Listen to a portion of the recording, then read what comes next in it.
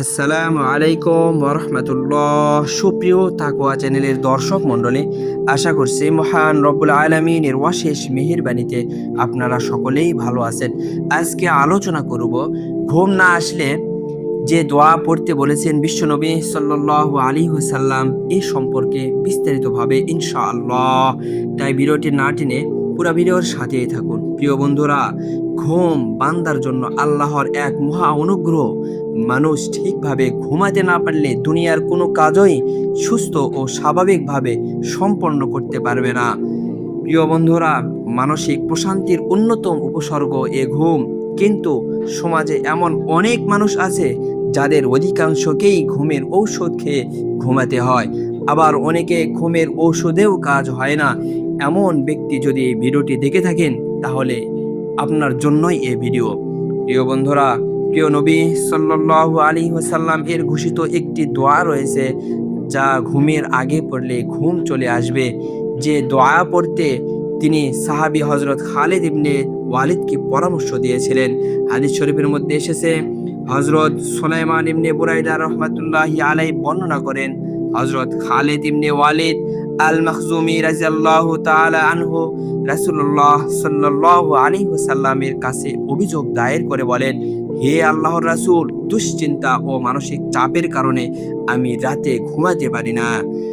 রাসূলুল্লাহ সাল্লাল্লাহু আলাইহি ওয়াসাল্লাম তাকে বললেন, যখন তুমি বিছানায় আশ্রয় গ্রহণ করবে, ঘুমাতে যাও, তখন তুমি এই দোয়াটি বলবে। এই দোয়াটি পড়ার আগে 3 বার ছোট্ট একটি দরুদ শরীফ পড়ে নেবে। দরুদ শরীফটি হলো সাল্লাল্লাহু আলাইহি ওয়াসাল্লাম, সাল্লাল্লাহু আলাইহি ওয়াসাল্লাম, সাল্লাল্লাহু আলাইহি ওয়াসাল্লাম। এইভাবে 3 বার পড়বেন। তারপর এই দোয়াটি পড়বেন। দোয়াটি হলো, আল্লাহুম্মা রব্বাস সামাওয়াতিস সাবঈ ওয়া মা আযাল্লাত ওয়া রব্বাল আরদিনা ওয়া মা আকাল্লাত ওয়া রব্বাশ শায়াতিনি ওয়া মা আযাল্লাত কুল্লি জারান মিন শাররি খালকিকা কুল্লিহিম জামিআন আন ইয়াফরুত আলাইয়া আহাদুম মিনহুম আও আন ইয়াবগি আলাইয়া আযযা জারুকা ওয়া জাল্লা সানাউকা ওয়ালা ইলাহা গায়রুকা ওয়ালা ইলাহা ইল্লা আনতা।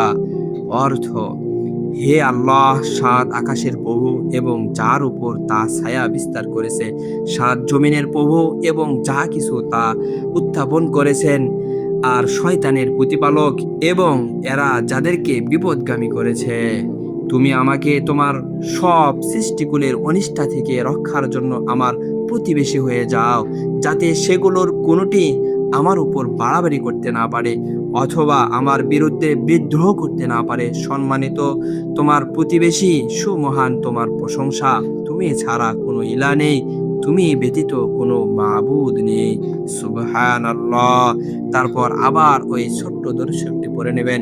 দরুদ শরীফটি হলো সাল্লাল্লাহু আলাইহি ওয়াসাল্লাম, সাল্লাল্লাহু আলাইহি ওয়াসাল্লাম, সাল্লাল্লাহু আলাইহি ওয়াসাল্লাম। এরপর ডান কাত হয়ে শুয়ে পড়বেন। ইনশাআল্লাহ আপনার অতি তাড়াতাড়ি ঘুম চলে আসবে।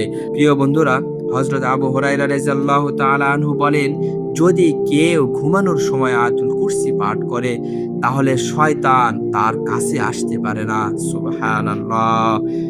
আল্লাহ তাআলা মুসলিম উম্মাহকে প্রচন্ড মানসিক চাপ ও অস্বস্তিতে এই দোয়া পড়ে ঘুম লাভের তৌফিক দান করুন, আর ঘুমের মাধ্যমে শারীরিক প্রশান্তি লাভে হাদিসের আমল যথাযথ করার তৌফিক দান করুন। আমিন।